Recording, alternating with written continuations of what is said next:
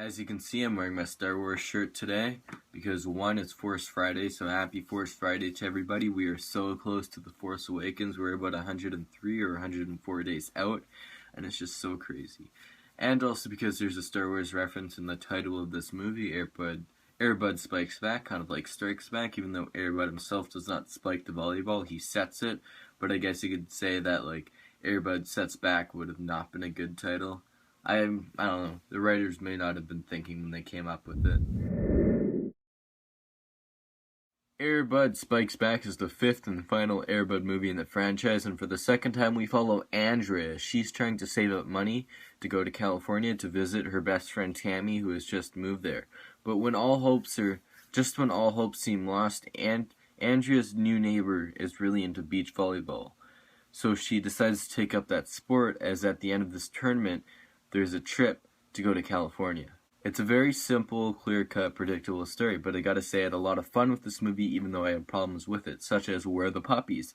They're seen in the fourth movie, but they're not even mentioned in this movie. Even though the antagonists are actually funny in this movie, their arc is just a complete mess and they were like totally unneeded. Once again, in an Airbud movie, there are way too many plot lines that happen, and they're just as predictable as the next, and some of the more important plots that happen in this movie take a backseat at times.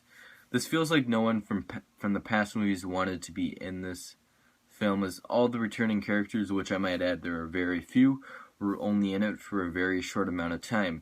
This means we were left with completely new characters / actors. Andrea's actor was replaced, so was Patrick's, obviously, and Josh was not seen at all. I think he was only mentioned once, which is kind of a shame because we followed him for so long. It's as if all these actors and actresses got just tired of acting in these terrible sequels, even though this movie is not that bad. In fact, I would say that this is the best Airbud movie next to the original. You really buy Andrea's progression of getting better at volleyball.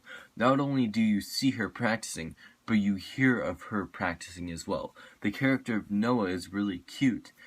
The antagonists were actually funny, like I said.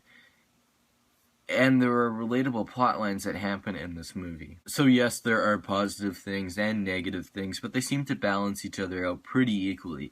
And even though I'd love to give this movie a higher rating for nostalgic purposes, it wouldn't be right of me, so Airbud Spikes Back gets a 5.5 out of 10. Alright guys, this has been your favorite critic 26. My next review will be of Air Buddies, which will be my last Airbud movie I will review for a while, let's say, because there are lots of those like buddy movies like Spooky Buddies, Santa Buddies, etc., etc. I think I only have like one or two of those, so we'll see what happens when that time comes when I have to review those. So yeah, please smack that like button if you enjoyed this review, as well as share it to your friends just to help support my channel, and subscribe while you're at it. Thank you guys so much, and please check out my other reviews down below. I'll see you next time.